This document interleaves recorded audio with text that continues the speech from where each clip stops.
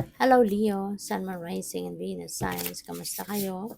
Sana po'y nasa mabuti kayong kalagayan. Welcome back po sa Star Tarot. At kung bago kayo rito, welcome din po kayo. Please subscribe, like, share my videos, and leave me a comment kung nakaresonate kayo. Thank you. So, tingnan natin kung ano mga mensahe ni Leo. First card, we have Strength Energy. Ayan. So, most likely, ang iba sa inyo dito, Leo, baka meron kayong mga pinagdadaanan, ganyan, ano. And maybe, um, ah, kailangan mo siya ngayon na maging matatag, maging matibay, na lakasan mo ang inyong loob.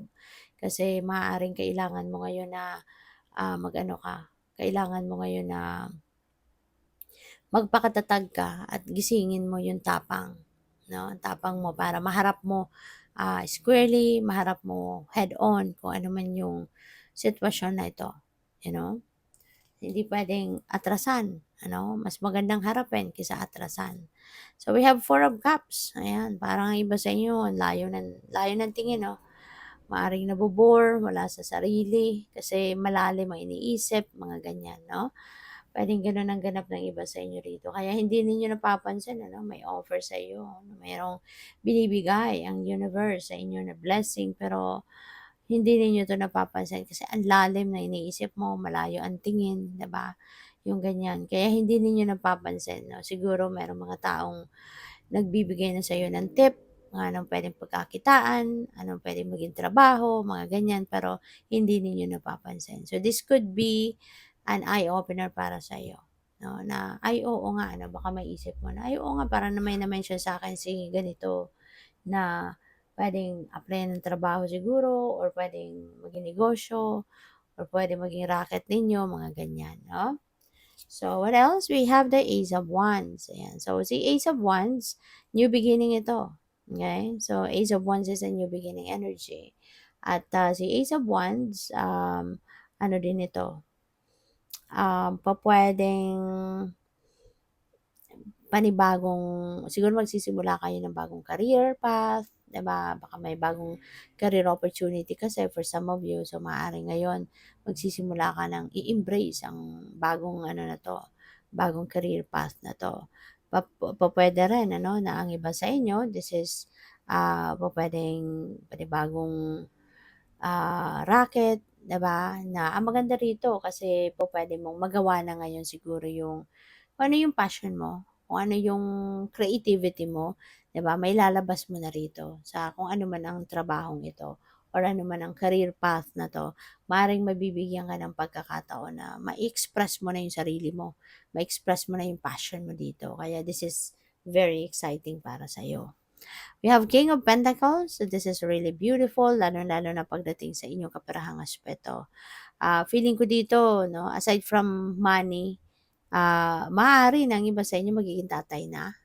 Yun ang na-pick up ko agad, no, right off the bat, na ang iba sa inyo magiging siguro brand new dad kayo, no? Or baka pupuwedeng ano kayo, pupuwedeng may panibagong baby na naman, no? Maaaring second baby mo, third baby mo. So once again, you're going to be a dad, no? Parang gano'n. And in terms of money naman, this is really a very abundant and prosperous energy.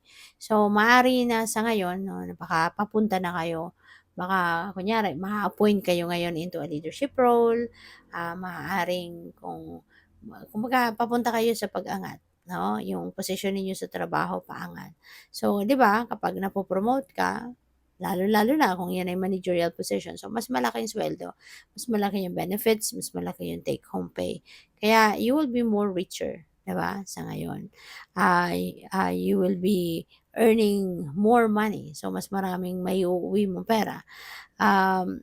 Possible din ang iba sa inyo dito kung kayo nagnenegosyo, maaaring yung negosyo ninyo booming, 'no, pupuwedeng malaki ngayon yung in-improve ng ano ninyo, ng negosyo ninyo, maaaring malaki na yung kita, mas malaki ang kita, or mas established na sa ngayon yung business ninyo, yung gano'n ba na meron kayong ano na, konkretong source, 'no, ng inyong income. Meron kayong konkretong pagkukuhanan kumbaga ng inyong kaperahan, yung gano'n, 'no. Kaya maswerte. And financial gain, no? Merong financial blessings dito na dadating. Pupuwede rin na merong financial opportunity, baka merong bagong offer sa inyo, no? Yun nga, bagong posisyon sa trabaho or pupuwedeng bagong investment, 'di ba? Maaaring merong nag-o-offer sa iyo na mag-invest ka, malaking kita, mga ganyan, no? So, what else? We have hidden depths. There could be a secret dito that is coming to light. Pupuwedeng sikreto mo 'to or nailalabas mo na or sikreto ng iba, 'di ba, na ikaw lang tanging nakakaalam at maaaring sa mga sikretong ito nabibigatan ka na, nahihirapan ka na, 'di ba? Uncomfortable ka na siguro na meron kang tinatagong sikreto. Kaya maaaring sa ngayon ano, you want to be free from that, no, secrets. Kaya maaaring 'yan ay ibubunyag mo na. 'Yan ay i-a-announce mo na. 'Yan ay ipapaalam mo na sa iba, no? So, we have new beginnings, ayan. So, new beginnings, si Ace of Wands, kaya definitely meron talaga kayong bagong sisimulan, no? And that could be a new career or a new ano talaga, trabaho, no? So, for some of you, pupuwedeng pamilya, no? Magsisimula kayo ng sarili ninyong pamilya na sa ngayon. Maybe you're starting um, building your own family. Kunyari, baka since may baby dito, pupuwedeng magwe-welcome na kayo ng bagong baby. Maaaring this is your first baby, 'di ba? Ah, Maaaring gano'n ang ganap dito. Or maaari din na meron kayong mga bagong ideas, you know? Merong mga bagong creative ideas na lalabas ngayon sa isip mo. At yun ay puwedeng magamit mo, 'di ba, sa pagnenegosyo or maaaring may bago kang idea on how you're going to improve your relationships or you're going to improve your family dynamics, mga ganyan, no? Or other things. So, what else? We have shine from within. Wow. So, ito na yung simula, ano, ito na yung simula ng siguro pagpapakita mo or pagse-share mo ng kung sino ka, kung ano ka, anong meron ka, what you are capable of doing, yung mga ganyan. Sa ngayon siguro kailangan mo na tanggalin na yung hiya, 'di ba? Tanggalin na kung ano man yung nagpapagulo sa isip mo, 'di ba? Pumipigil sa na maging totoo, 'di ba? Or tanggapin mo muna ngayon kung ano yung tunay mong pagkatao. Kasi baka ang iba sa inyo, you are pretending to be someone else kasi may kinakahiya ka. Maaring nahihiya ka sa kung ano man ang talent mo or kung ano man, ano. There is something that is preventing you from being true to yourself, no? In the past. Kaya ngayon, maaaring yan ay matatanggap mo na, yan ay maglalakas ka na ng loob sa ngayon na ipakilala na, kumbaga, ang tunay na ikaw, 'di ba?